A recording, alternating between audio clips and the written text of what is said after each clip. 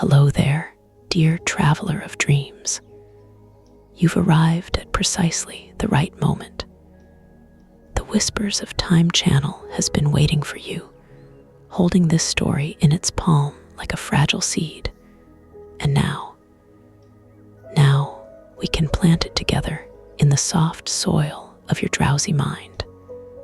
Perhaps you're tired. Perhaps the day has been heavy on your shoulders. Perhaps you simply need to rest somewhere far from here, far from now, in a place where time moves differently, where the air itself is sweet with mysteries that bloom in darkness.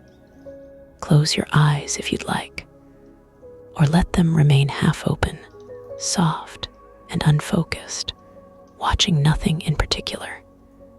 Your breathing can slow now. There's no urgency here, no deadlines, no demands, only an invitation to drift backward through the centuries, to become someone else for a while, someone who lived when the world was younger and the gods walked closer to the earth. We're going somewhere fragrant tonight.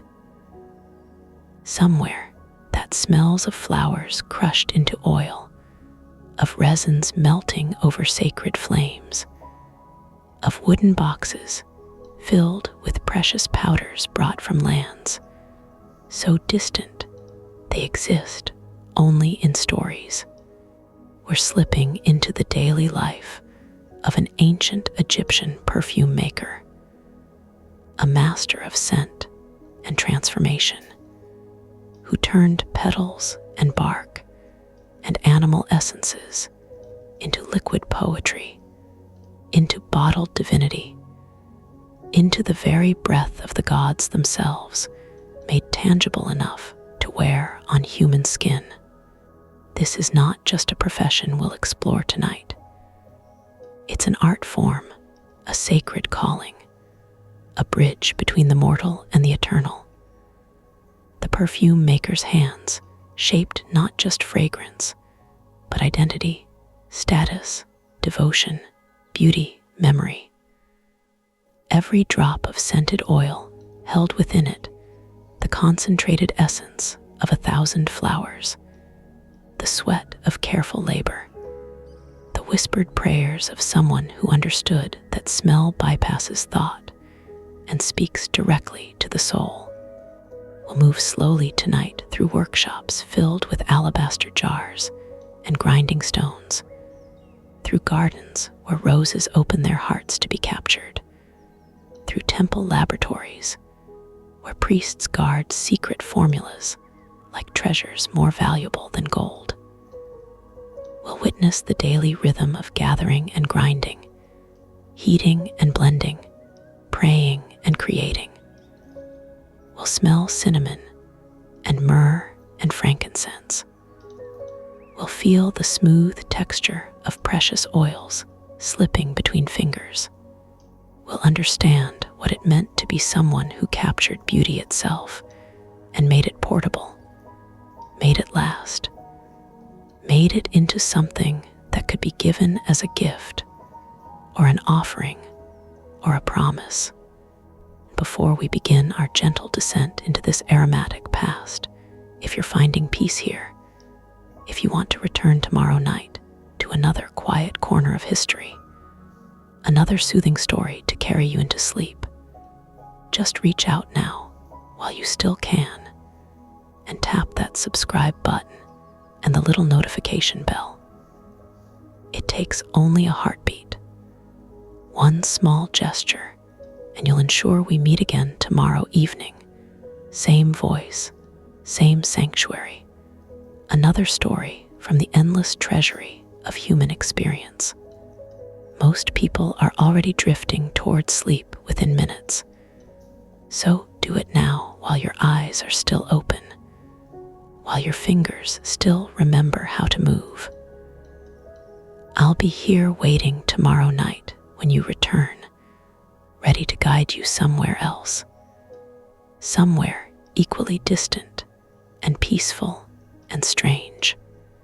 Now, Let the modern world fall away like a garment you no longer need. Let your body sink deeper into whatever holds you.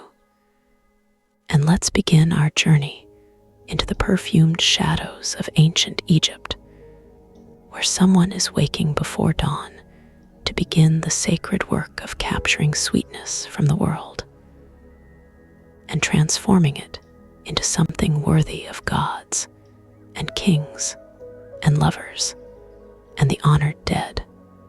The perfume maker wakes in darkness, as perfume makers have always awakened, when the air is coolest and most receptive to subtle scents, when the world has not yet been overwhelmed by the day's heat and dust, and the 1,000 competing smells that will come with sunlight. This is the hour when fragrance speaks most clearly, when a sensitive nose can distinguish between the faintest variations in quality and composition, when the work can begin with clarity and precision. The house is small but comfortable, built of mud brick like most houses in this village on the Nile's western bank. But inside there is something different, something that sets this dwelling apart from all the others. The air itself is transformed. Even in sleep, even in darkness, the scent lingers. Myrrh and frankincense, lotus and cinnamon, oils that have soaked into the walls over years of work, creating an atmosphere that is perpetually fragrant, perpetually touched by the divine. The perfume maker sits up slowly on the sleeping mat, taking a moment to simply breathe, to assess the air, to prepare mind and body for the day's work. This is a ritual, this slow waking, this gradual transition from the world of dreams to the world of matter. The perfume maker believes, as all perfume makers believe, that the fragrances you carry in your dreams affect the fragrances you create when waking, that the boundary between sleep and consciousness is porous, that inspiration flows both directions across that mysterious threshold. There is water in a clay jar near the sleeping mat, and the perfume maker drinks deeply, rinsing the mouth, cleansing the palate. This too is ritual. Before working with scent, one must be clean, neutral, free from the contaminating smells of food or sweat or anything that might interfere with the delicate work of distinguishing one fragrance from another. The perfume maker will not eat until midday, will work only with water and the subtle energies that come from fasting, from emptiness, from making oneself a vessel that can be filled with the essences of flowers and trees and precious substances brought from the ends of the earth. The first task is always the same: prayer. The perfume maker moves to the household shrine where a small statue of Nefertum stands, the god of perfume and the primordial lotus from which the sun itself was born. An offering is made, a drop of precious lotus oil, carefully extracted, impossibly expensive, saved from yesterday's work, and given back to the God who makes all work possible. The perfume maker whispers the ancient words, asking for skill, for inspiration, for the steady hands and sensitive nose that are required for this sacred craft. Nefertum listens in his silence, his painted face serene in the lamplight. He is the god of beauty and healing, of cosmetics and aromatics, of everything that makes human existence more bearable, more beautiful, more worthy of the brief time we are given on earth. The perfume maker has served this god since childhood, learning the craft from a master who learned from their master, knowledge flowing backward through generations like the Nile itself, eternal and life-giving. Outside, the village is beginning to stir. A dog barks somewhere. A baby cries and is soothed. The Nile whispers its perpetual song, flowing northward toward the delta, toward the sea, carrying within its waters all the silt and life and possibility that makes Egypt the richest land in the known world.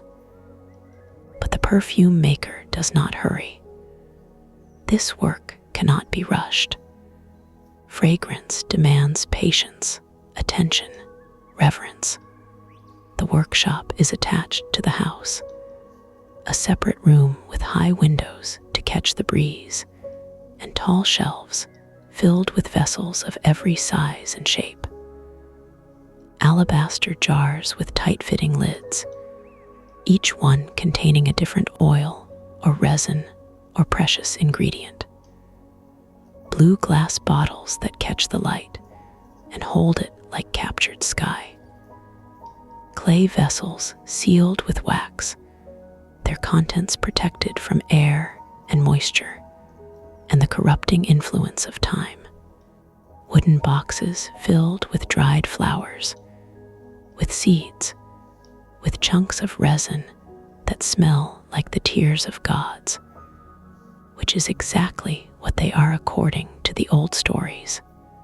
The perfume maker lights the oil lamps carefully, one by one, filling the workshop with a soft golden light that transforms the space into something magical, something that exists halfway between the mortal world and the realm of the divine. In this light, the alabaster jars seem to glow from within. In this light, every surface becomes sacred. Every tool becomes an instrument of transformation. Today's work has been planned for weeks. A wealthy patron, a nobleman with connections to the pharaoh's court, has commissioned a special perfume for his daughter's wedding. The perfume must be extraordinary, unique, something that will be remembered for years, that will become part of the family's identity, that will be spoken of with reverence when people tell the story of this union. The pressure is immense, but the perfume maker feels no anxiety, only focus, only the deep calm that comes from knowing exactly what must be done and having the skill to do it. The base will be moringa oil, extracted from the seeds of the tree that grows near the temple. It's oil prized for its ability to absorb and hold other scents without adding any fragrance of its own.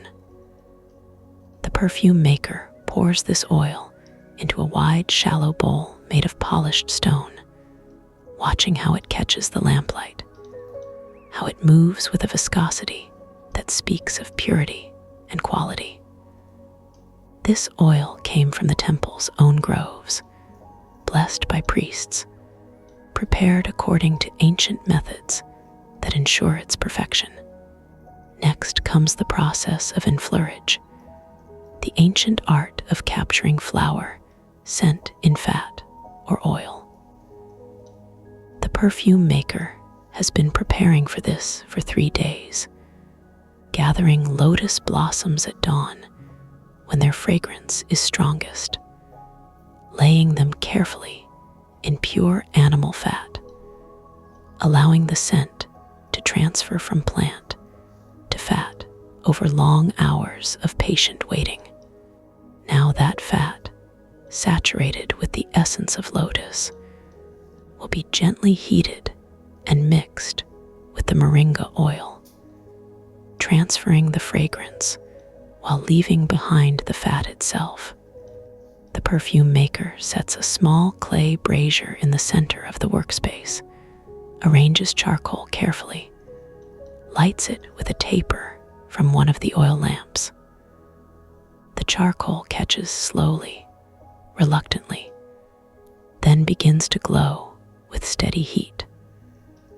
A copper vessel is placed above this heat, suspended on a tripod made of bronze, and into this vessel goes a portion of the scented fat.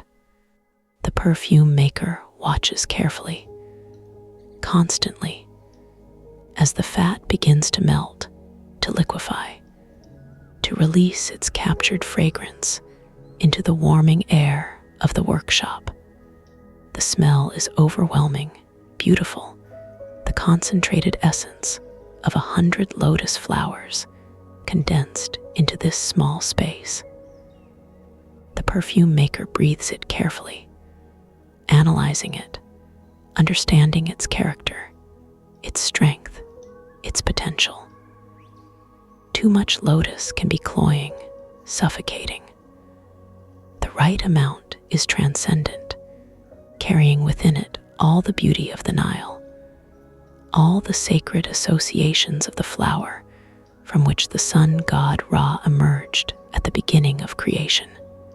When the fat is fully melted, the perfume maker adds a measure of the moringa oil, watching as the two substances blend together. The mixture is stirred gently with a wooden spatula, the motion slow and meditative, a kind of prayer in physical form. The perfume maker's lips move slightly, whispering the blessing that should accompany this stage of the work, asking the gods to infuse this mixture with beauty and power, and the ability to please both mortal senses and divine sensibilities.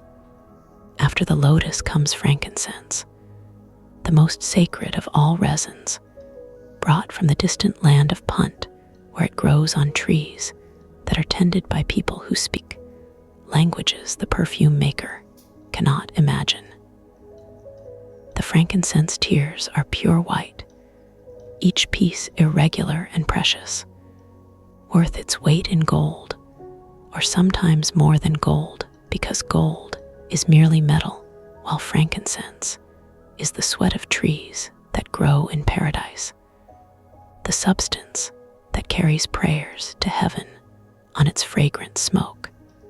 The perfume maker takes several pieces of frankincense and places them in a mortar made of black stone, ancient and smooth from generations of use. The pestle is heavy, satisfying to hold, and the work of grinding is rhythmic, meditative, the sound of stone against stone creating a music that fills the workshop and spills out into the early morning air, where the village is now fully awake. People beginning their daily tasks, children playing, women grinding grain, men heading toward fields or workshops, or the river with nets and boats. The frankincense resists at first, its structure hard and crystalline, but gradually it surrenders to the persistent pressure, breaking down into smaller and smaller fragments, then into powder, then into something almost like dust, pale and fragrant and powerful. The perfume maker adds a small amount of wine to this powder, creating a paste that will be easier to incorporate into the oil mixture. The wine is good wine, brought from the Delta, where grapes grow in abundance. Because quality matters at every stage of this process, because every element contributes to the whole, because perfume is not just scent, but intention, not just fragrance, but meaning. The frankincense paste is added to the warming oil drop by drop, each addition carefully measured, carefully observed. The perfume maker has learned through years of experience exactly how much is needed, exactly when to stop, exactly how to balance one scent against another so that nothing dominates, so that everything exists in harmony, in perfect proportion, in the kind of balance that the Egyptians call mad, the divine order that governs all things from the movement of stars to the mixing of perfumes. Now comes myrrh, frankincense's darker cousin, brought from the same distant lands, but carrying a different character, a different energy. Where frankincense is bright and soaring, myrrh is deep and grounding. Where frankincense speaks of temples and prayers, myrrh speaks of earth and bodies and the sweet sadness of mortality. The perfume maker honors both, understands that a great perfume needs both heights and depths, both light and shadow, both the aspiration toward divinity and the acceptance of flesh and time and death. The myrrh is prepared the same way, ground patiently in the mortar, mixed with wine, added drop by careful drop to the evolving mixture. The workshop now smells extraordinary, layered, complex, a fragrance that changes as you breathe it, revealing new facets with each inhalation, like a jewel turning in light, showing different colors from different angles. The perfume maker allows a small smile, a moment of satisfaction. This is going well. This will be something special. But the work is not finished. Not nearly finished. A great perfume needs fixatives, substances that will help the fragrance last, that will slow the evaporation of the more volatile components, that will allow this scent to linger on skin for hours, for days even, growing softer, but never entirely fading. The perfume maker reaches for a small box made of cedar wood, opens it carefully, reveals the contents. Dark brown lumps of labdanum resin, sticky and pungent, harvested from rock rose plants that grow in the highlands beyond the delta.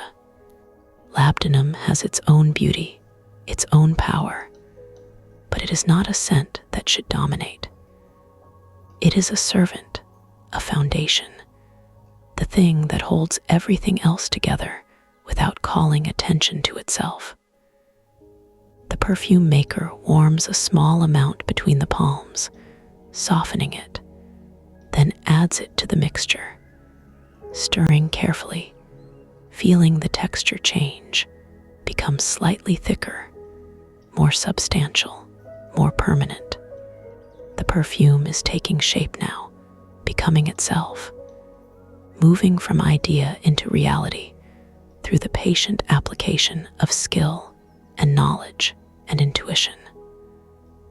The perfume maker lifts the copper vessel from the heat, allows it to cool slightly, then strains the mixture through a piece of fine linen, removing any particles that have not fully dissolved, ensuring perfect clarity, perfect purity. The liquid that emerges is golden, luminous, beautiful to look at even before you smell it, which is of course extraordinary when you do. When you bring it close to your nose and inhale its complexity, its layers, its story. But something is missing. The perfume maker frowns slightly, concentrating, trying to identify what the mixture needs. It is beautiful, yes. It is skillfully made, yes. But it is not yet perfect. It is not yet the kind of perfume that will be spoken of for years. that will define this wedding, that will become part of the family's legend. It needs something unexpected, something that will make it memorable, something that will lift it from very good to truly extraordinary. The perfume maker moves along the shelves, touching jars, considering options. Cinnamon, too obvious. Saffron, too expensive, and it might overpower the lotus.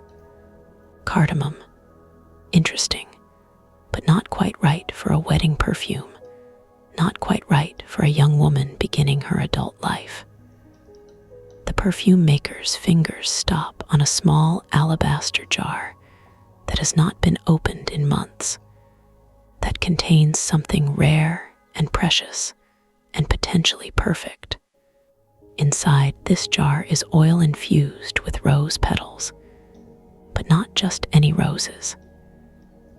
These are the special roses that grow only in the pharaoh's private gardens, roses that have been bred for centuries for their extraordinary fragrance, roses that commoners never see or smell, roses that are given as gifts only to those who have found special favor with the divine king.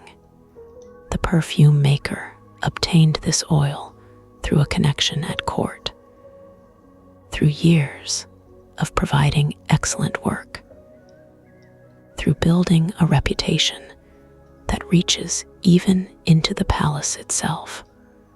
Rose oil is deep red, the color of blood, the color of passion, the color of life itself. The perfume maker adds just 3 drops to the mixture, no more, understanding that roses can easily become overwhelming. That subtlety is the soul of sophistication, that the best perfumes whisper rather than shout. The 3 drops fall into the mixture and disappear, blending instantly with the lotus and frankincense, and myrrh and labdanum, transforming everything, completing the formula, making it whole. The perfume maker smells the result and knows immediately that it is perfect. This is the fragrance that will grace the nobleman's daughter on her wedding day, that will trail behind her as she walks through the temple, that will linger in her husband's memory, that will become inseparable from their story together. This is art. This is magic. This is the kind of work that justifies a lifetime of study, of practice, of devotion to this ancient craft. The perfume is poured carefully into a beautiful bottle made of blue glass, shaped like a lotus flower, sealed with wax, wrapped in fine linen, placed in a wooden box lined with papyrus. The perfume maker will deliver this tomorrow to the nobleman's house, will receive payment that will sustain the household for months, will accept the gratitude and praise with proper humility, knowing that the work itself is the true reward, that creating beauty is its own justification, that serving the gods through fragrance is a privilege beyond any monetary compensation. But today's work is not finished. While the wedding perfume was the most important task, there are others waiting. A temple priest has ordered incense for the evening ritual, a specific blend that matches the prayers that will be offered to Amun-Ra as the sun sets and begins its nightly journey through the underworld. The perfume maker must prepare this incense with the same care given to the wedding perfume, understanding that there is no hierarchy of importance, that all work done well is sacred, that the gods deserve our best regardless of who is watching or what we will be paid. The incense requires different materials, different processes. Instead of oil, the base is a mixture of honey and wine, substances that will help bind the powdered ingredients together and allow them to burn steadily when placed on hot coals. The perfume maker measures honey into a bowl, adds wine slowly, stirs until the mixture is smooth and well blended, like liquid amber catching light. The ingredients for temple incense are specific, ordained by tradition, recorded in sacred texts that go back to the time of the pyramids, or perhaps even earlier, to ages so distant that history fades into mythology. Frankincense is primary, as it always is in temple contexts, the smell that the gods themselves prefer, the fragrance that carries prayers across the boundary between earth and heaven. The perfume maker measures out a generous portion of ground frankincense, adds it to the honey wine mixture, stirs carefully. Next comes myrrh, slightly less than the frankincense, but still substantial, providing depth and complexity to the blend. Then smaller amounts of other materials: sweet flag from the marshes of the delta, aromatic calamus root that was traded from distant lands, cinnamon bark ground to powder, spikenard that smells of earth and rain and growing things, benzoin resin that adds a vanilla-like sweetness that softens the sharper notes of frankincense and myrrh. The perfume maker works steadily, methodically, adding each ingredient in the proper sequence, stirring between each addition, maintaining the rhythm that is essential to this work. There is something almost hypnotic about the process, something that quiets the mind and opens the heart, something that makes the work itself a form of meditation, a form of prayer as valid as any words that might be spoken in the temple where this incense will eventually burn. When all the ingredients are thoroughly mixed, the perfume maker spreads the paste thinly on a piece of clean linen stretched across a wooden frame, like a tiny bed for sleeping incense. This frame is placed in a shady corner where air can circulate, but direct sunlight will not strike it, because slow drying is essential, because haste ruins everything in perfumery, because patience is the virtue that makes all other virtues possible. The incense will dry for 3 days, slowly transforming from wet paste to crumbly solid that can be broken into pieces and stored in sealed containers until needed.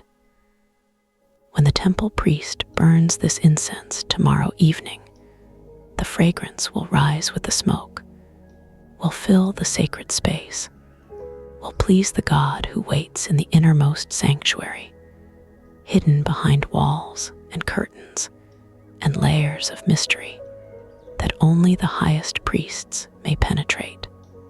The perfume maker will not be there to witness this, but knows it will happen, trusts in the work, finds satisfaction in being part of the great web of ritual and devotion that sustains Egyptian civilization.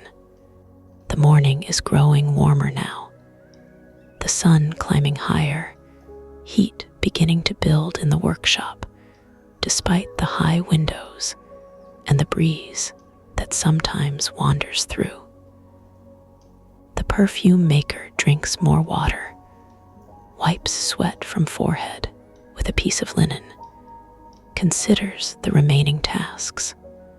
There is a merchant who wants scented oil for his shop, a product that that will be sold to ordinary people who cannot afford the expensive custom perfumes, but still want to smell pleasant, to anoint their bodies with something that transforms them from purely physical beings into something more refined, more civilized, more connected to beauty and the gods who invented beauty.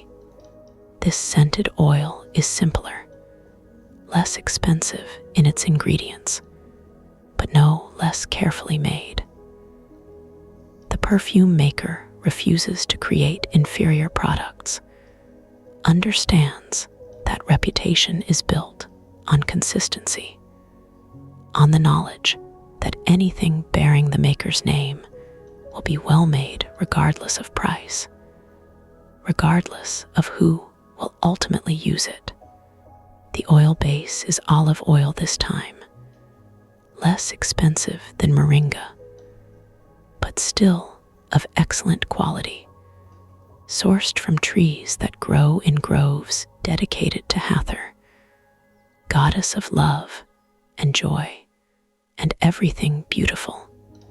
The scent will be simple, lotus primarily, because everyone loves lotus, because it is Egypt's flower, because it carries associations with purity and rebirth, and the eternal cycle of the sun's daily resurrection. The perfume maker uses a less expensive method for this oil, simply adding crushed lotus petals directly to the oil, allowing them to steep for several hours, then straining out the plant material. The result will not have the intensity or complexity of the enfleurage method used for the wedding perfume, but it will be pleasant, attractive, affordable to people of moderate means who want to participate in the culture of fragrance that defines Egyptian society. While the lotus oil steeps, the perfume maker takes a break, steps out of the workshop into the courtyard where a small garden grows. Here are some of the plants that provide materials for the work. Rose bushes carefully tended, a small grove of moringa trees, herbs that can be dried and ground and added to various formulas, a tiny pool where lotus flowers bloom in their season, opening each morning and closing each evening in imitation of the sun's own journey. The perfume maker walks slowly around this garden, touching leaves, smelling flowers, communing with the plants that are partners in the sacred work of creating fragrance. The perfume maker's wife brings bread and fruit, a simple meal to break the morning fast. They sit together in the shade of the moringa trees, eating slowly, talking quietly about ordinary things. The children who are with their grandmother today learning to weave and read, the repair needed on the house's roof before the next rain, the rumor that the pharaoh himself may visit the nearby temple next month, which would bring opportunities for special commissions, for work that might lead to greater prominence, to elevation in society that could benefit the entire family for generations. But these ambitions are held lightly, mentioned briefly, and then released. The perfume maker is content with the life that has been given, with the work that fills the days, with the family that makes everything meaningful, with the gods who provide purpose and direction, and the sense that existence itself is not random, but part of a vast pattern that extends backward to the beginning of creation and forward to whatever endings or new beginnings might await in the incomprehensible future. After eating, the perfume maker returns to the workshop, where the lotus oil has now steeped for several hours and is ready to be strained. The liquid that emerges from the straining cloth is pale yellow, delicate, carrying a gentle lotus scent that is pleasant without being overwhelming. The perfume maker pours this oil into a dozen small clay bottles, seals each one with a cork and a drop of wax, arranges them in a basket that will be carried to the merchant's shop this evening. This batch will sell quickly. The perfume maker knows from experience will grace the bodies of scribes and artisans and shopkeepers who want to smell nice, who want to feel elevated above their purely animal nature, who want to participate, however modestly, in the Egyptian obsession with fragrance and beauty, and the eternal struggle against the corruption and unpleasantness that come with mortal flesh in a hot climate. The afternoon stretches ahead, hot and still, the time when most people rest, when even the ambitious pause and retreat to whatever shade they can find. But the perfume maker has one more task, one that is done not for payment, but for love, for family, for the simple joy of creating something beautiful for someone dear.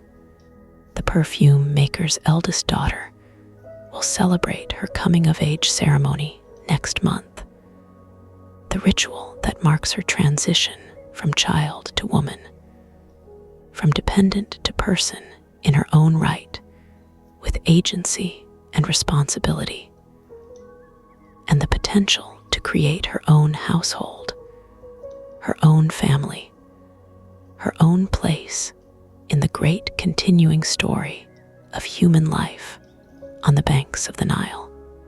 For this occasion, the perfume maker is creating a special scent, something unique that will belong only to the daughter, that will become her signature, her olfactory identity, the fragrance that people will associate with her presence and remember when she is absent.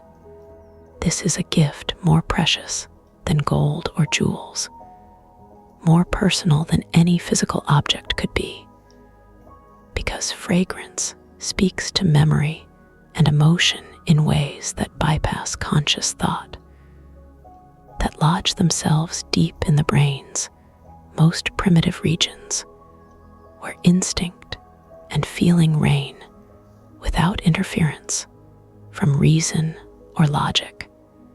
The formula for this perfume has been developing in the perfume maker's mind for months, evolving slowly, adjusting as the daughter herself has grown and changed, as her personality has become more defined, as the young woman she will become has gradually emerged from the chrysalis of childhood. The scent needs to be young without being childish, sophisticated without being matronly, complex without being overwhelming, memorable without being strange. It is perhaps the most challenging formula the perfume maker has ever attempted, because love brings its own pressures, its own fears of failure, its own need for perfection. The base is almond oil, sweet and nourishing and gentle, appropriate for young skin that has not yet been weathered by years of sun and time.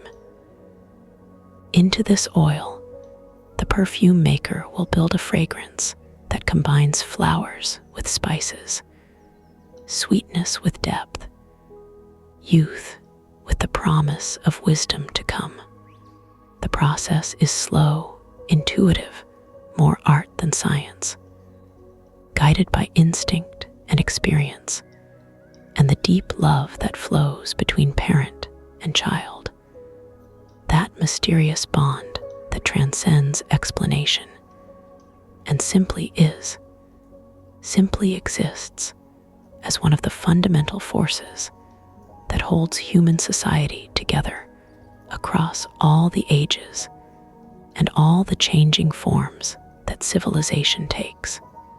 First comes jasmine, gathered before dawn when its fragrance is strongest, infused into oil through patient steeping, then added to the almond base in a proportion that the perfume maker determines by smell alone, trusting the nose, trusting the intuition that has been developed through decades of this work.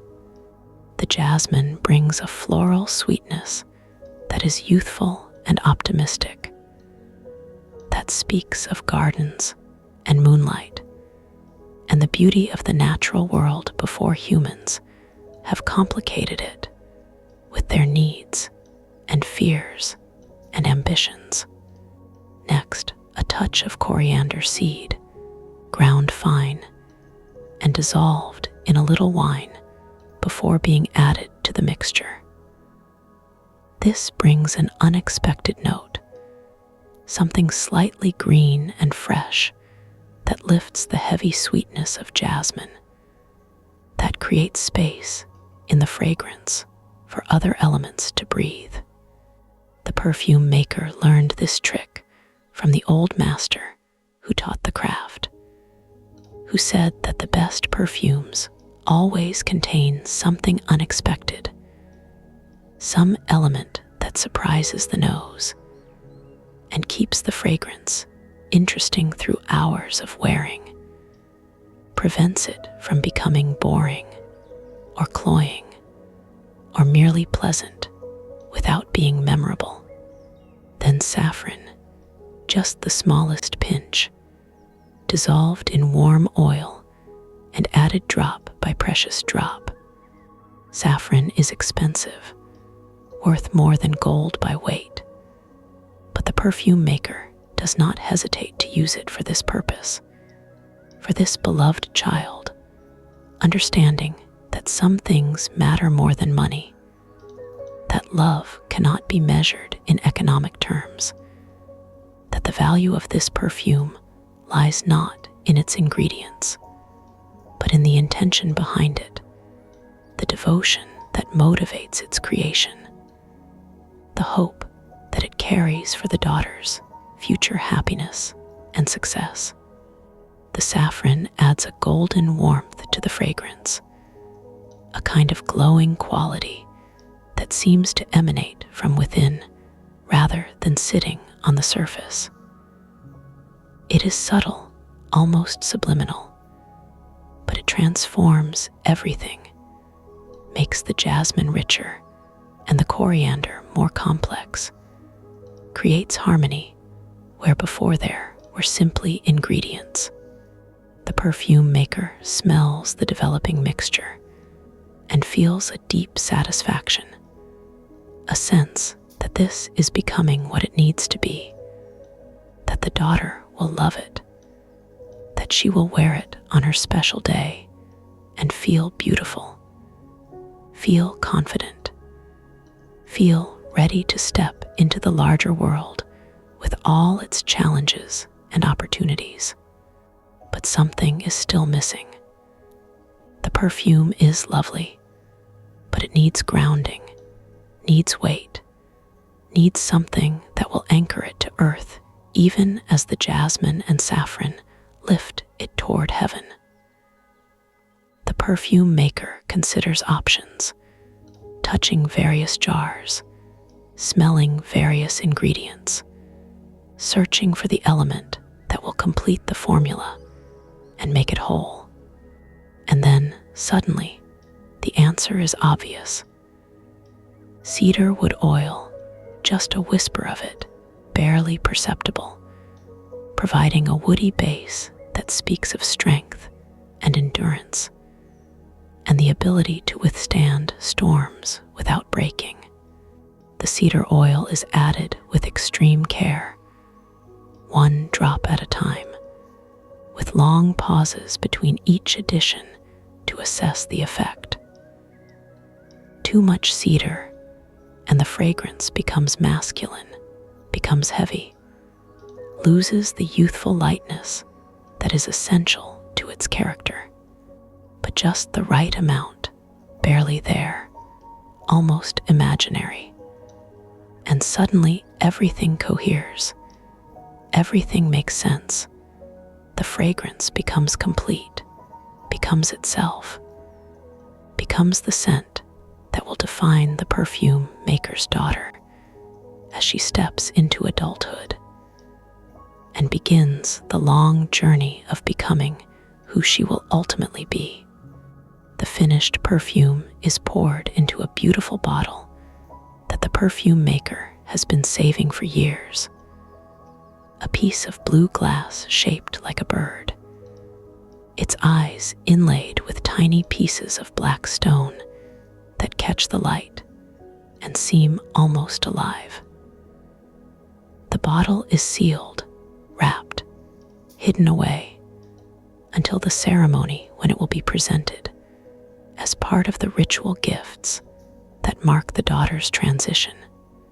The perfume maker allows a moment of pure emotion, tears gathering at the corners of eyes that have seen so much, that have witnessed so many transformations both in the workshop and in life itself. This is what matters. This is why the work is sacred. Not because of the gods alone, though they matter, but because of these human moments, these expressions of love and hope, and the desire to create beauty in a world that can be harsh and unforgiving. Evening approaches, and the perfume maker must deliver the wedding perfume to the nobleman's house. The precious box is carried carefully through the village streets, through the growing coolness that comes as the sun descends toward the western horizon, through the sounds and smells of families gathering for evening meals, of the day's work ending and the night's rest approaching. The nobleman's house is large, built of stone rather than mud brick, with columns and courtyards and gardens that speak of wealth and status and connections to power. The nobleman himself receives the perfume, opens the box, removes the blue glass bottle, unstoppers it, and inhales deeply. His face transforms with pleasure, with recognition that he is smelling something extraordinary, something worthy of his daughter's special day. He praises the perfume maker's skill, offers payment that is generous, more than was agreed upon, and adds an invitation to attend the wedding itself as an honored guest, a recognition of the perfume maker's contribution to the celebration. The perfume maker accepts with appropriate humility and gratitude, bowing low, backing out of the nobleman's presence, carrying the money home where it will be added to the household savings, where it will provide security and comfort, and the freedom to continue this work without the constant pressure of economic necessity. At home, the family gathers for the evening meal. The children are back from their grandmother's house, full of stories about what they learned, about the games they played, about the world as they are beginning to understand it. The wife has prepared fish from the Nile, lentils flavored with garlic and cumin, bread still warm from the oven, dates and figs for sweetness. They eat together as the lamps are lit, as darkness settles over the village, as the day's heat finally begins to dissipate, and the cool night air brings relief and the promise of rest. After the meal, The perfume maker sits with the children, tells them stories of the old days, of the first perfume makers who learned their craft from the gods themselves, of Nefertum, who rose from the primordial lotus at the dawn of creation, of the magical properties that fragrances possess, their ability to heal and protect and connect the mortal world to the divine realm. The children listen with wide eyes, absorbing these stories, beginning to understand the significance of their parents' work, beginning to see that what happens in the workshop is not merely commerce, but something deeper, something that touches the very foundations of what it means to be human, to be Egyptian, to be part of a civilization that values beauty and refinement, and the elevation of ordinary life through art and devotion. When the children are asleep on their mats, when the house is quiet and still, the perfume maker and the wife sit together in the courtyard, looking up at the stars that fill the sky with their ancient light. They speak quietly of the day's work, of the wedding perfume that was delivered, of the nobleman's generous payment, of the daughter's upcoming ceremony, of the perfume that waits in its beautiful bird-shaped bottle, of the future that stretches ahead, unknown and unknowable, but somehow manageable because they face it together, because love makes everything bearable, because family is the foundation on which all else is built. The perfume maker feels a profound contentment, a sense that life is good, that the work is meaningful, that the gods are pleased, that existence itself is a gift to be cherished and honored through the daily practice of skill and devotion and care. Tomorrow there will be more work. A merchant who wants scented oils for export, a priest who needs special incense for a purification ritual, a wealthy woman who desires a perfume that will make her irresistible to her husband, a funeral director who requires the sacred oils used in embalming the dead, preparing them for their journey to the afterlife. The work never ends, but this is not a burden. This is blessing. This is purpose. This is the reason for waking each morning, for drawing breath, for continuing the great chain of human effort that stretches backward to the beginning and forward to whatever endings or transformations await in the incomprehensible distance. Sleep comes gently to the perfume maker, as it has come for all the years of this life, as it will continue to come until the final sleep when the body is released, and the soul begins its journey to the hall of judgment, where the heart will be weighed against the feather of mad and found. The perfume maker hopes, light enough to pass into paradise, into the field of reeds where life continues in idealized form, where perfumes are even more beautiful than those created on earth, where the fragrance of eternity itself can finally be experienced without the limitations of mortal flesh and mortal senses. In dreams, the perfume maker walks through gardens that do not exist in waking life, gardens where every flower blooms simultaneously, where roses and lotus and jasmine and countless other blossoms release their fragrances into air that is somehow capable of holding all these scents at once without confusion or competition. In dreams, the perfume maker gathers these dream flowers and creates dream perfumes that are perfect beyond any earthly possibility, that capture not just scent, but meaning, not just fragrance, but truth, not just beauty, but the very essence of existence itself, distilled into liquid that glows with its own light and transforms anyone who wears it into something divine, something eternal, something that can never decay or diminish or be forgotten.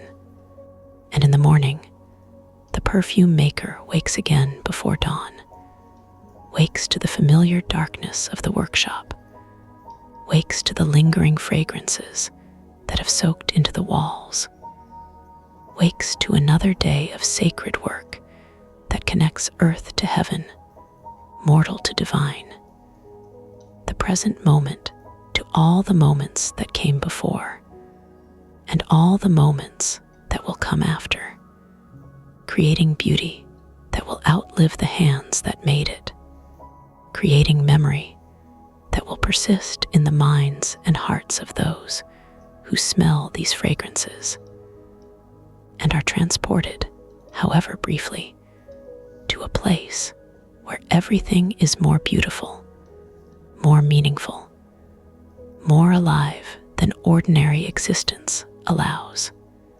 The seasons turn, as they always turn, marked in Egypt not by temperature, but by the Nile's flooding, by the planting and harvesting of crops, by the festivals that honor various gods at appointed times, by the subtle shifts in light and air that only the most observant can detect.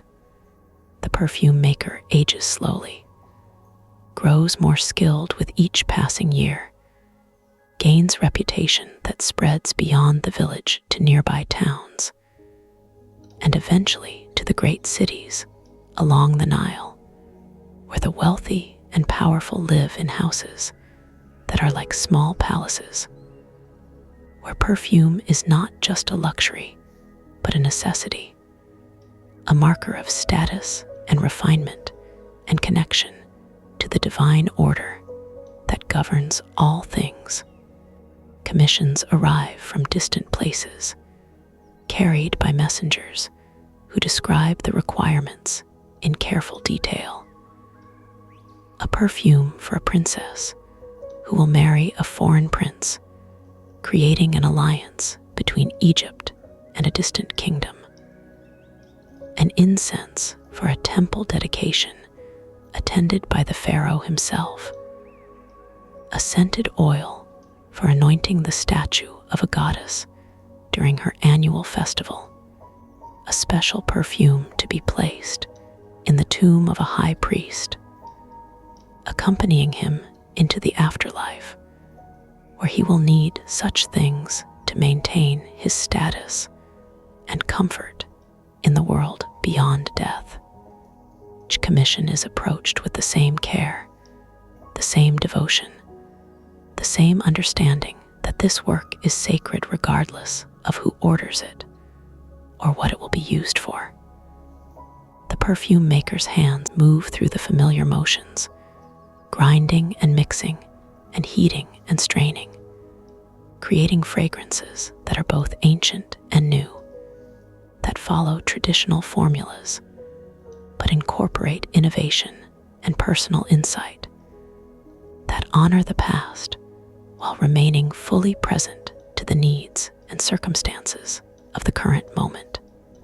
The perfume maker teaches the craft to the children, passing down knowledge that was passed down from previous generations, ensuring continuity, ensuring that this sacred work will continue after the perfume maker's own body has been embalmed with scented oils and placed in a tomb and released to whatever comes next. The eldest daughter shows particular aptitude, her nose sensitive and discerning, her hands steady and patient, her mind capable of holding the complex formulas and understanding the subtle interactions between different ingredients. She will be a master perfume maker someday, perhaps even more skilled than her teacher, adding her own contributions to the ancient art, creating fragrances that will be remembered and treasured and talked about long after everyone now living has become a memory, a name carved in stone, a story told to children who cannot quite imagine that these ancient people were once as alive as they are now, as real, as full of hopes and fears and loves and losses, and all the experiences that make human life both beautiful and heartbreaking. The younger son is less interested in perfumery, more drawn to the priesthood, to religious studies, to the mysteries of the gods and the afterlife, and the complex theology that explains how the world came to be, and what purpose it serves, and what happens when individual consciousness finally flickers out and returns to the great source from which it emerged. The perfume maker supports this path, understanding that each person must find their own way, that forcing a vocation creates misery for everyone involved, that the family's legacy is not just the craft of perfumery, but the larger principle of doing whatever work you do with skill and devotion, and the understanding that all honest work is sacred when it is done with proper attention and care. The years accumulate like drops of precious oil, each one distinct, yet blending with all the others to create something larger, something that is more than the sum of its parts. The perfume maker's hair goes gray, then white. The hands become more gnarled, affected by decades of repetitive motion, of grinding and stirring and handling materials that sometimes irritate the skin. The eyes begin to fail slightly, making it harder to see fine details in dim light. But the nose remains sharp, perhaps even sharper than in youth, educated by thousands of olfactory experiences, capable of distinguishing between the subtlest variations, between oils pressed from the same type of plant, but grown in different soils, or harvested at different times, or processed with slightly different techniques. This sharpened nose is the perfume maker's most valuable tool, more precious than any of the alabaster jars, or copper vessels, or bronze implements that fill the workshop. This nose has been trained through decades of attention, of deliberate practice, of constantly smelling and analyzing and remembering, building a vast internal library of fragrances that can be recalled and compared and combined in imagination before any physical mixing takes place. This is expertise in its truest form, knowledge that lives in the body rather than in books, wisdom that cannot be fully communicated through words alone, but must be passed through demonstration and practice, and the slow, patient work of apprenticeship. The perfume maker becomes a teacher in the formal sense, accepting students from beyond the family, young people who show aptitude and desire to learn this craft, who are willing to spend years in patient study, who understand that mastery does not come quickly or easily, but requires dedication and humility, and the willingness to fail repeatedly, until failure eventually transforms into success through sheer persistence and accumulating experience. These students bring fresh energy to the workshop, ask questions that the perfume maker has not considered in years, push against traditional methods in ways that sometimes lead to innovation, sometimes to disaster, but always to learning, always to deeper understanding of the principles that underlie the craft. One student discovers by accident that adding a tiny amount of wine to certain resins before grinding them makes the resulting powder finer and more easily incorporated into oil bases. Another student realizes that heating ingredients in a specific sequence rather than all at once creates a more harmonious blend, allowing each component to develop fully before the next is introduced. The perfume maker observes these discoveries with pleasure, recognizing that the craft is alive, evolving, that each generation adds something new to the accumulated wisdom, that tradition is not a dead weight from the past, but a living force that grows and adapts while maintaining connection to the foundational principles that make the work sacred and meaningful. The workshop itself becomes almost famous, spoken of in towns and cities along the Nile, a destination for those who seek the finest perfumes, who understand that quality requires expertise, and expertise requires time, and time requires payment that reflects the true value of the work rather than merely its material costs. The perfume maker becomes moderately wealthy, able to afford comforts that were unimaginable in childhood, able to contribute generously to temples and community projects, able to help neighbors who fall on hard times, able to live the principle that wealth is not for hoarding, but for circulating, for using in ways that benefit the whole community and thereby earn the favor of the gods who give all things and can take them away with equal ease. But wealth does not change the fundamental nature of the work or the daily rhythms that give life its shape and meaning.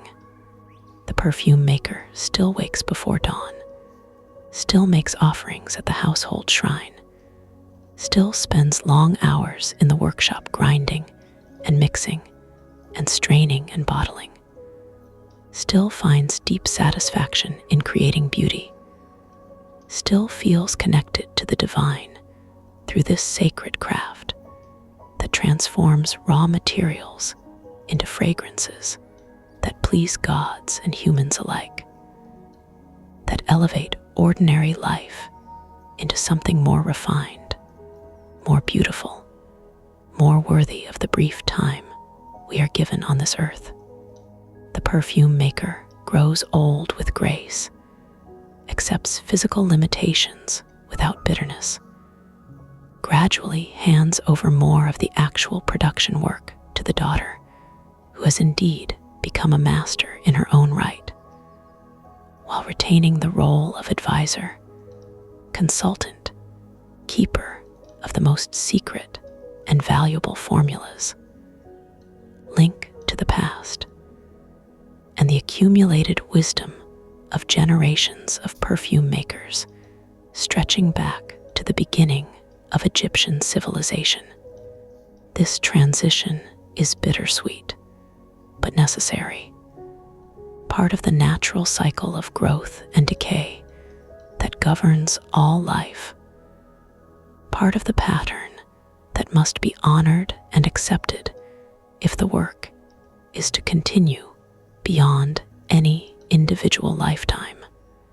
And then one day, in the cool hour before dawn, the perfume maker wakes as always, but feels something different, something that cannot quite be named, but that carries the unmistakable sensation of ending, of completion, of the great work being finished, and the time coming to rest, to release, to allow the soul to begin its journey toward whatever comes next.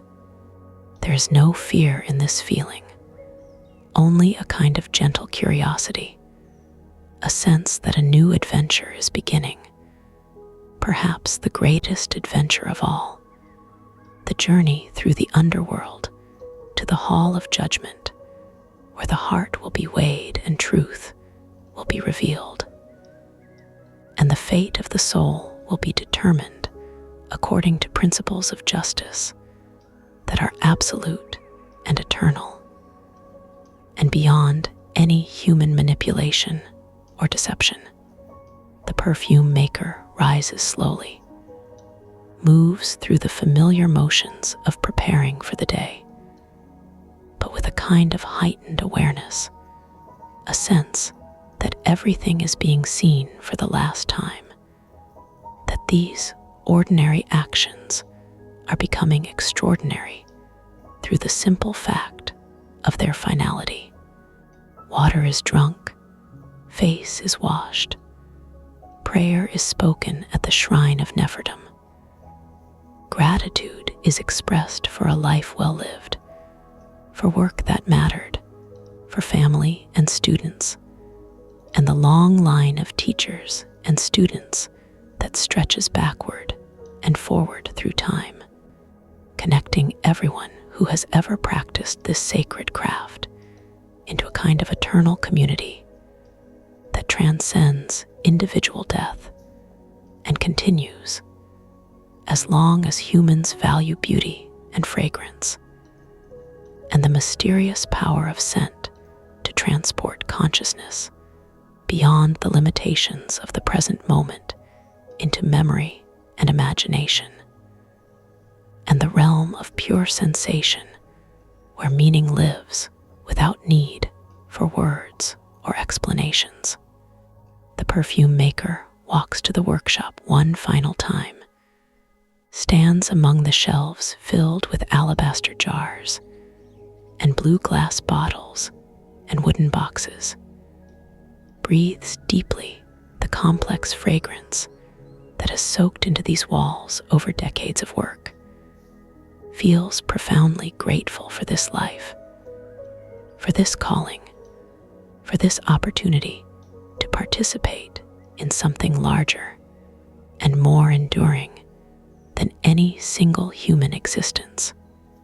The perfume maker's hand touches various vessels, remembering the perfumes they once contained, the purposes they served, the people who wore them, the weddings and festivals and religious ceremonies and intimate moments they graced with their presence, and their power to transform ordinary experience into something beautiful, something memorable, something worthy of being called sacred.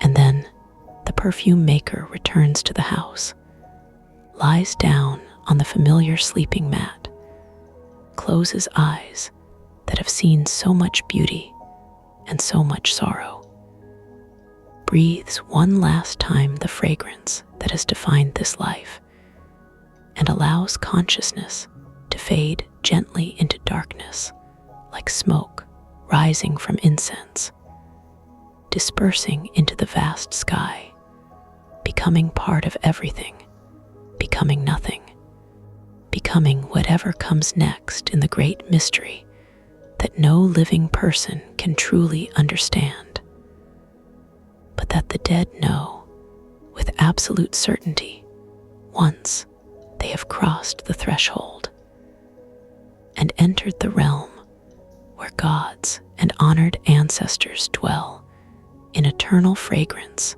and eternal light.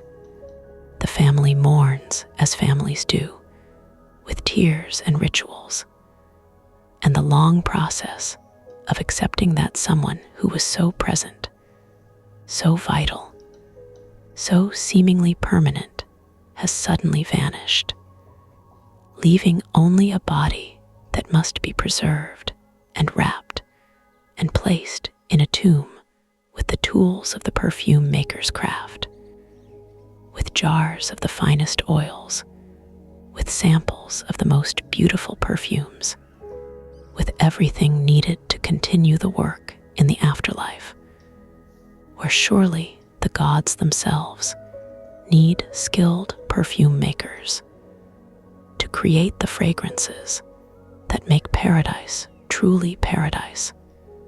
Paradise indeed. The daughter takes over the workshop completely now, continuing the lineage, maintaining the reputation, teaching her own children, adding her innovations to the tradition, while honoring the core principles that make the work sacred. She creates a special perfume in her parents' memory, a fragrance that combines all the elements the perfume maker loved most: lotus and frankincense, rose and myrrh, jasmine and cedar, blended in perfect harmony, creating something that smells like memory itself, like love that persists beyond death, like gratitude for a life devoted to beauty and service, and the transformation of ordinary materials into extraordinary experiences.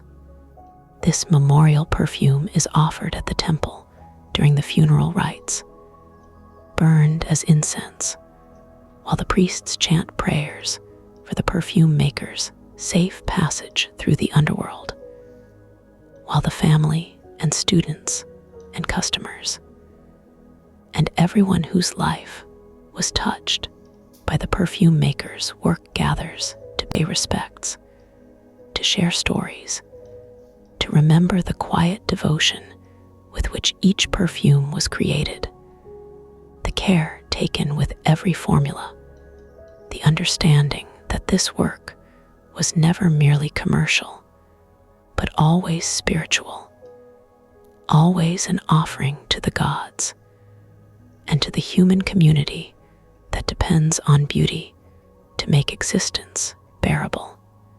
The tomb is sealed with prayers and blessings, with the expectation that the perfume maker's soul will successfully navigate the trials of the underworld, will speak the correct words when challenged by demons and guardians, will maintain innocence when questioned about earthly behavior, will have a heart light enough to pass the final judgment, and be granted entrance into the field of reeds, where the blessed dead live forever in idealized form, continuing their earthly work, but without pain or limitation or fear.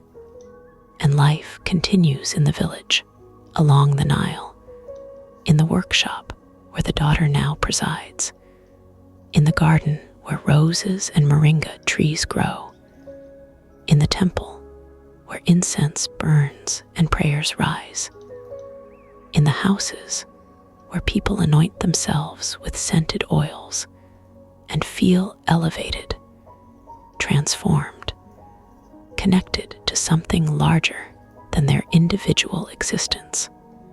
The perfume maker's legacy lives on not in monuments or written texts, but in the fragrances that continue to be created according to formulas that were perfected over a lifetime of dedicated practice, in the students who carry forward the knowledge, in the daughter who adds her own chapter to the long story of this craft, in everyone who ever wore one of these perfumes and felt more beautiful, more confident, more connected to the divine order that governs all things. The seasons continue their turning. The Nile floods and recedes, Children are born and elders die. The great wheel of time moves steadily forward, carrying everything with it, transforming everything while somehow keeping the essential patterns intact. New perfume makers emerge, learn the craft, create their own variations, pass the knowledge forward to the next generation. The formulas evolve slowly, incorporating new ingredients as trade routes expand and materials from distant lands become available. But the core principles remain unchanged. Patience, attention, reverence. The understanding that fragrance is a bridge between mortal and divine, between body and spirit, between the present moment and eternity itself. Centuries pass, millennia pass, civilizations rise and fall, empires expand and collapse, languages change and writing systems evolve. But the human desire for beauty persists. The need for fragrance continues. The ancient craft of perfumery survives in various forms, sometimes hidden, sometimes celebrated, always present as long as humans remain human, as long as we value refinement over mere survival, as long as we seek to transform our experience through art and skill and devotion to creating beauty in a world that can be harsh and indifferent and seemingly meaningless without the redemptive power of human creativity. The perfume maker's name is forgotten eventually, as all names are forgotten given enough time. But the work lives on in ways that cannot be measured or contained, in the ongoing tradition of Egyptian perfumery that influences Greek and Roman, and eventually all Western civilizations' approaches to fragrance, in the techniques that are preserved and transmitted even when their origins are lost, in the simple fact that humans continue to create and wear perfumes, continue to value scent as one of the essential elements that makes life worth living, that distinguishes us from purely animal existence, that connects us to our highest aspirations and our deepest memories, and our eternal longing for beauty and meaning and transcendence.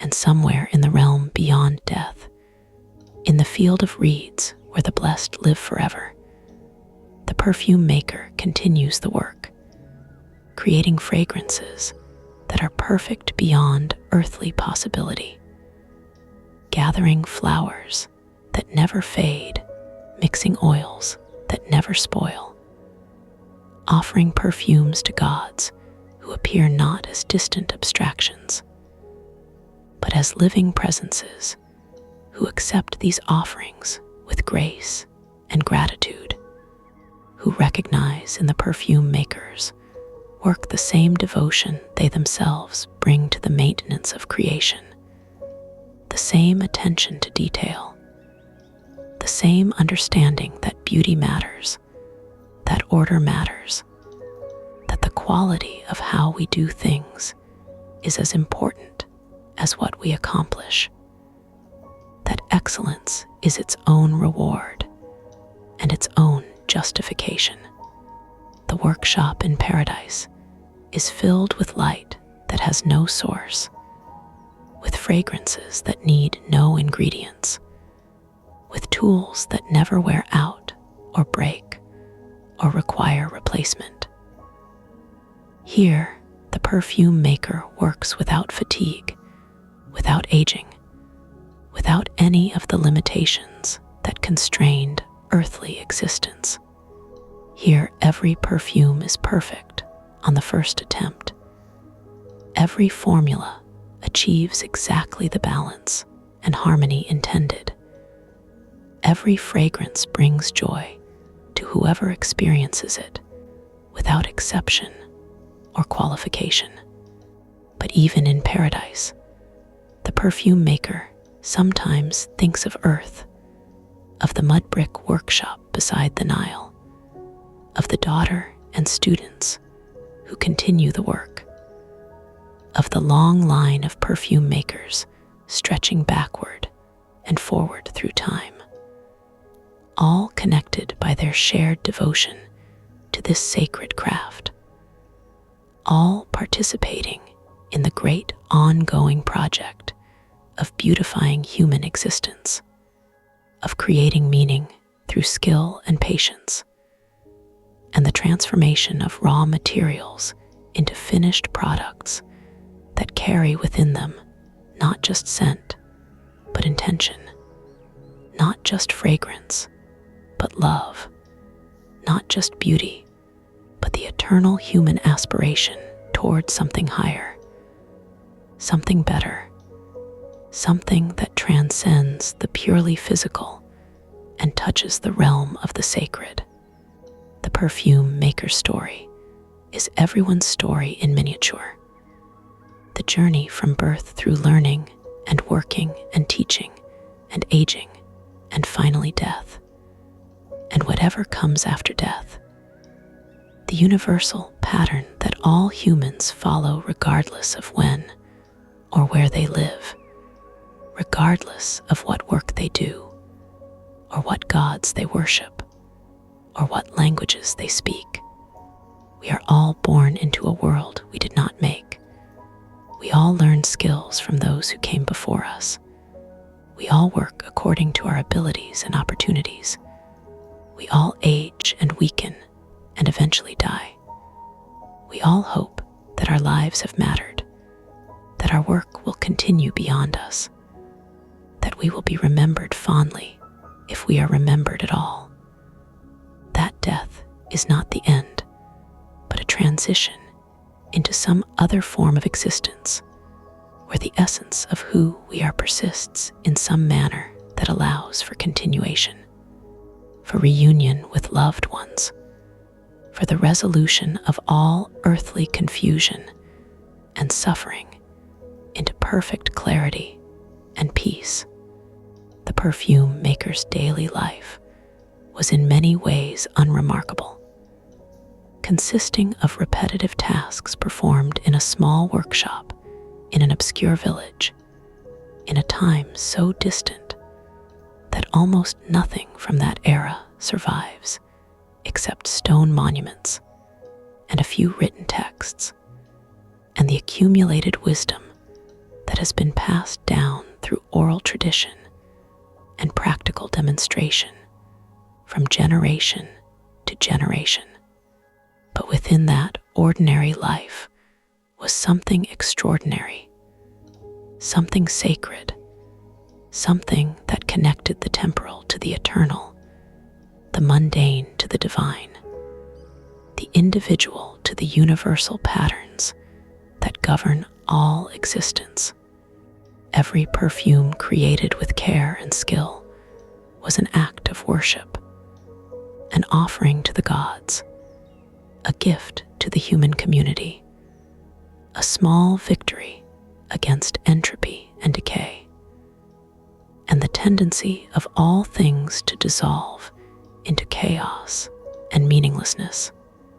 Every student taught was an investment in the future, a way of ensuring that knowledge would not die when the teacher died, a way of participating in the great chain of transmission that allows civilization to accumulate wisdom across generations rather than starting over with each new birth.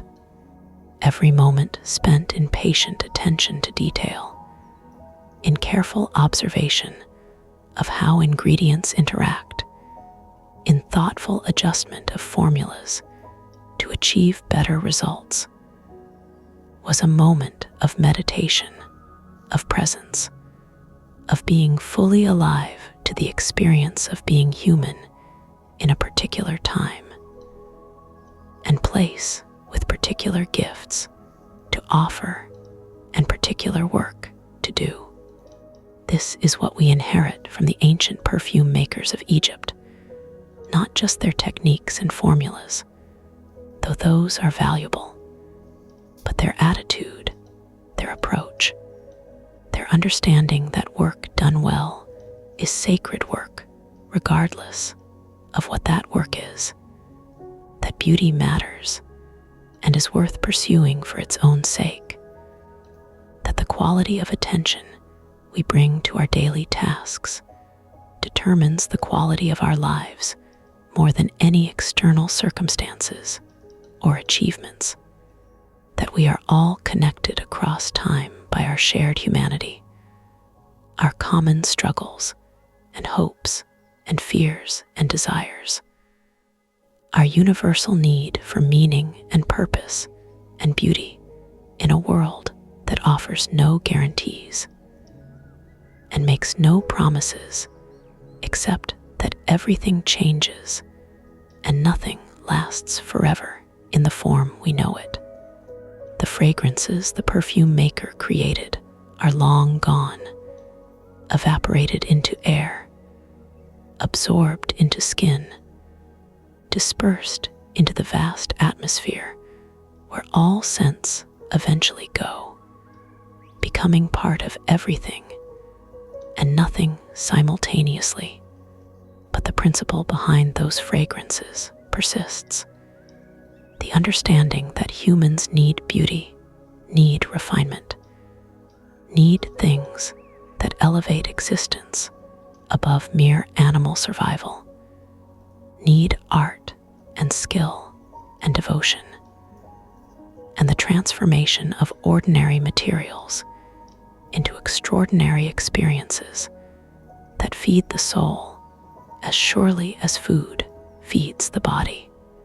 We are all perfume makers in our own way, all engaged in the project of taking the raw materials of our lives and transforming them into something beautiful, something meaningful, something worthy of being offered to whatever gods we recognize, or to the human community that sustains us, or simply to the great mystery of existence itself, which has given us this brief opportunity to be conscious, to be aware, to participate in the ongoing creation of meaning and beauty and order in the face of entropy and chaos, and the eventual heat death of the universe that physicists assure us is the ultimate fate of all matter and energy and structure. But that ending, if it comes, is unimaginably far in the future, so distant that it might as well not exist, while the present moment is here now, rich with possibility, full of opportunities to create beauty, to do our work with care and attention, to connect with others through the gifts we offer and the skills we share, to participate, however humbly, in the great flowering of consciousness that has emerged from dead matter through processes we barely understand and cannot fully explain, but can celebrate and honor and protect through our choices about how we live and what we value, and what we pass forward to those who will come after us. The perfume maker understood this implicitly, lived this truth daily, embodied in practical work what philosophers struggle to express in abstract language. That meaning is made rather than found. That sacredness is a quality we bring to our activities rather than something inherent in particular objects or actions. That the divine is encountered in the midst of ordinary life rather than only in temples or sacred texts or dramatic mystical experiences. that love is enacted through attention and care rather than through grand gestures or emotional intensity alone. That excellence is achieved through patient repetition rather than through sudden inspiration or effortless talent. These are the lessons carried in the story of the perfume maker's daily life. Lessons that transcend the specific historical context and speak to universal human concerns. Lessons that are as relevant in the modern world as they were in ancient Egypt. Lessons that we desperately need to remember in an age that often values speed over quality, novelty over depth, individual achievement over collective flourishing, immediate gratification over patient cultivation of skill and wisdom, and the kind of deep satisfaction that comes only from work done well over long periods of sustained effort and attention. The perfume maker's workshop is gone, crumbled into dust millennia ago, absorbed back into the earth from which it was built, leaving no trace for archaeologists to discover or tourists to visit.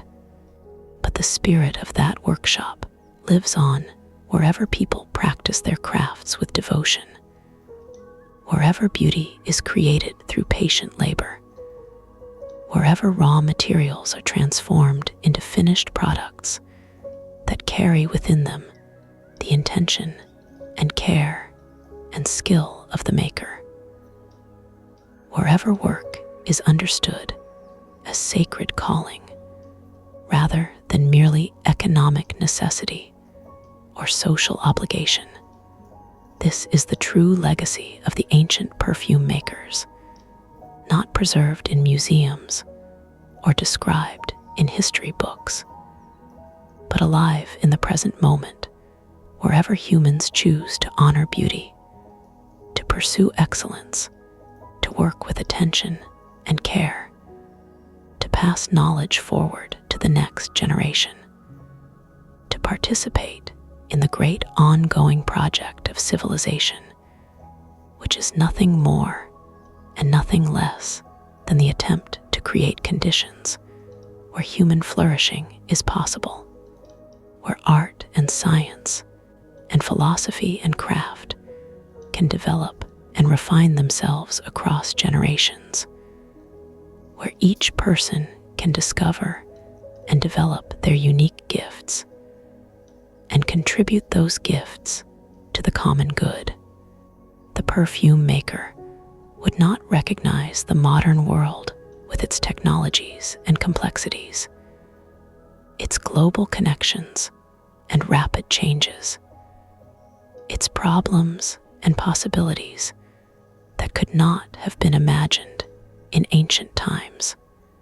But the perfume maker would recognize the human heart, would understand our longings and fears, would appreciate our efforts to create beauty and meaning, would honor our struggles to live well and do good work, and love our families and participate in communities larger than ourselves, would see in our daily efforts the same patterns and principles that governed life along the Nile 3,000 years ago or more, because we are still human, still engaged in the same fundamental project of making meaning in a universe that offers no inherent meaning, still creating beauty to console ourselves for the brevity of existence and the certainty of death, still working to transform raw experience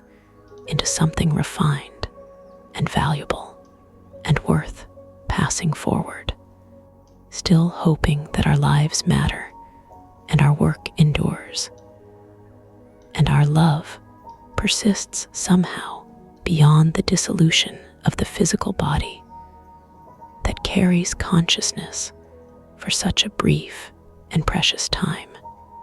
The perfume maker's hands are dust now, scattered across the desert, or absorbed into the Nile's water, or carried by wind to distant lands where they settle on soil and become part of new life, new bodies, new cycles of growth and decay and transformation.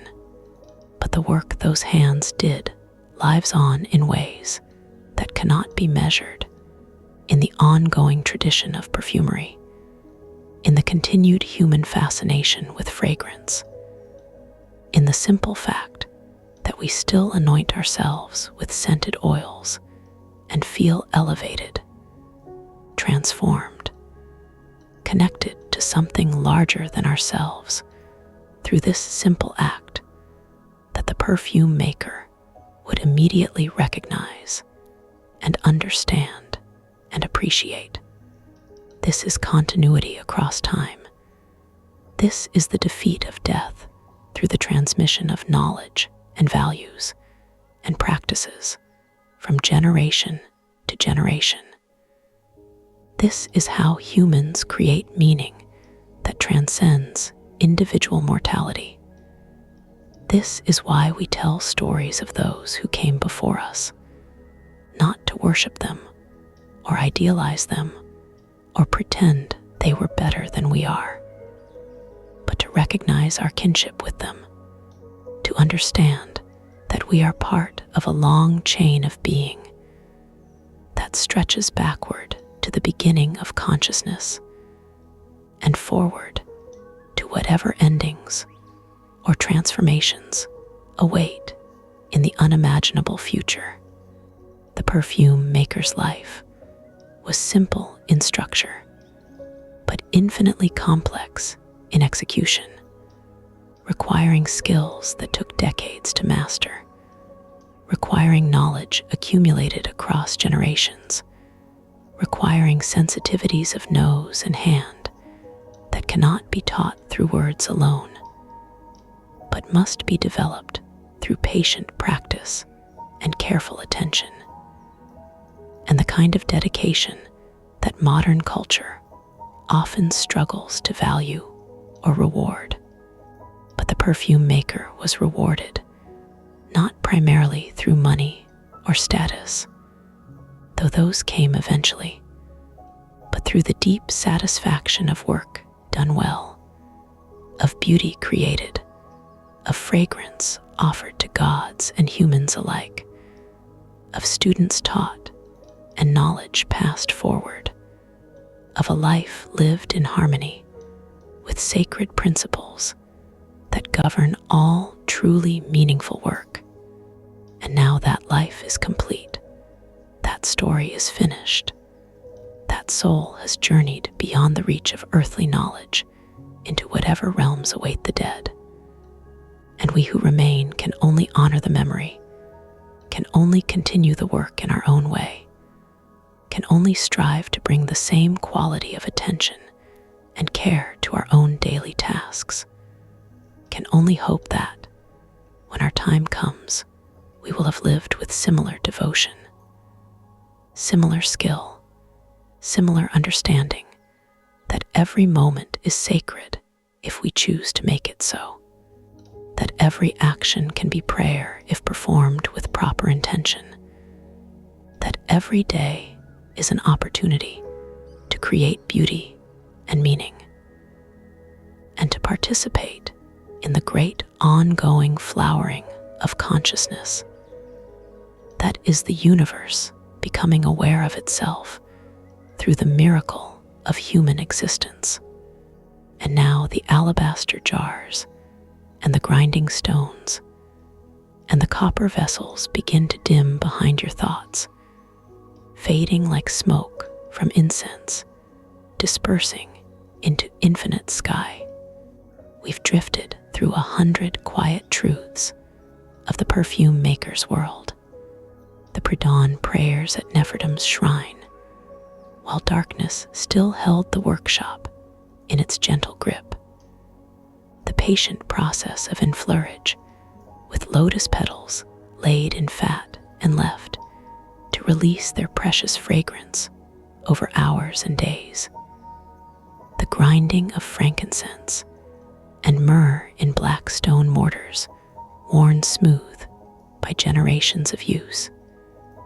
The careful addition of oils drop by precious drop, while intuition guided measurements more reliable than any scale.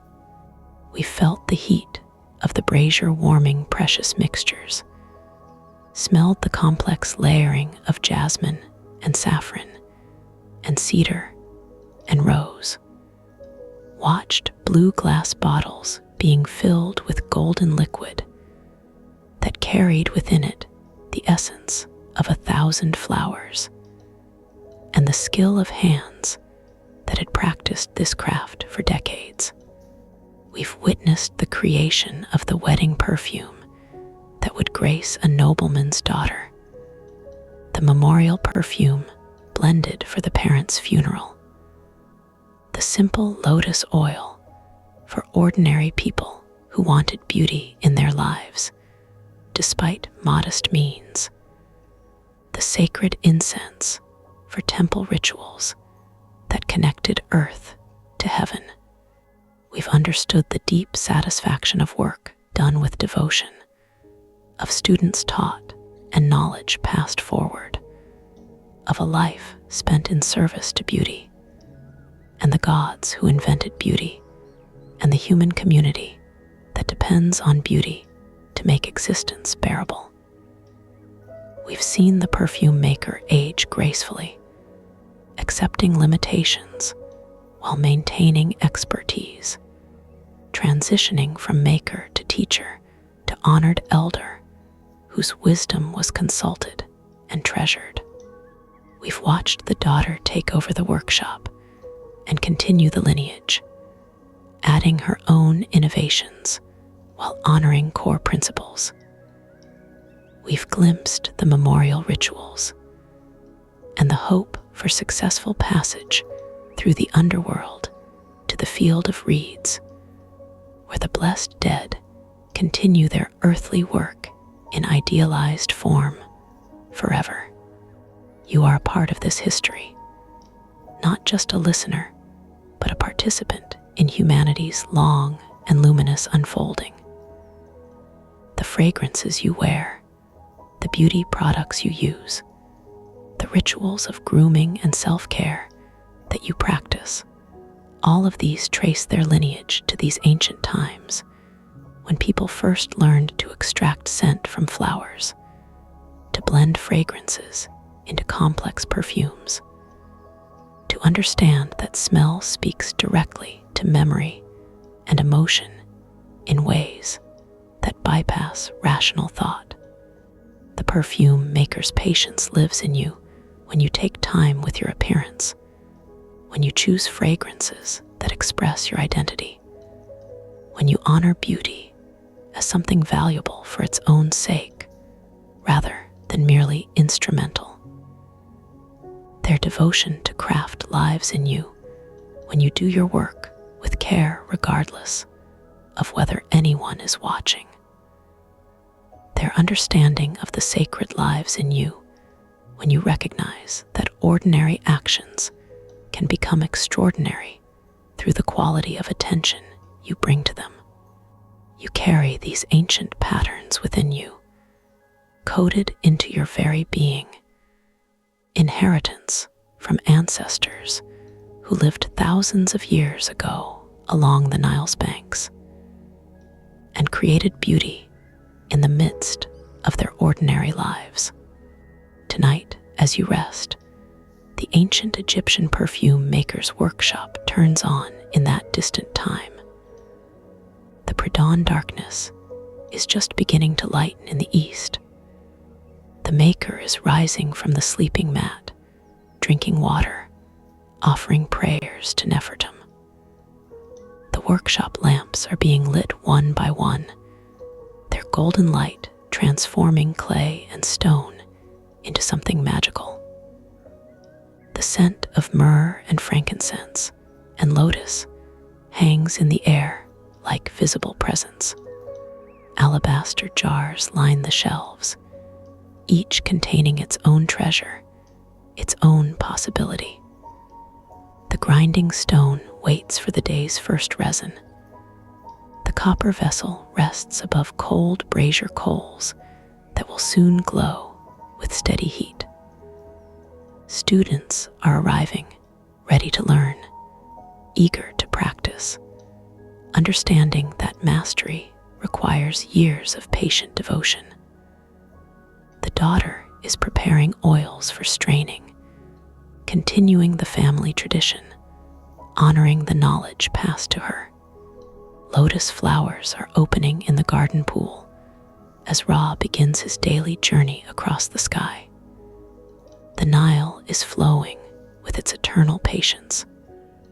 The temple priests are preparing for morning offerings that will include incense made in this workshop. And the fragrances are being created, drop by drop, blend by sacred blend, beauty being made by hands that know their work, by a heart devoted to serving gods and humans through the ancient art of capturing scent and transforming it into something worthy of the divine. The routines are unfolding with rhythmic precision. Light is fading from our view, but blazing in that ancient morning. Silent concentration fills the workshop, and you are floating within it all.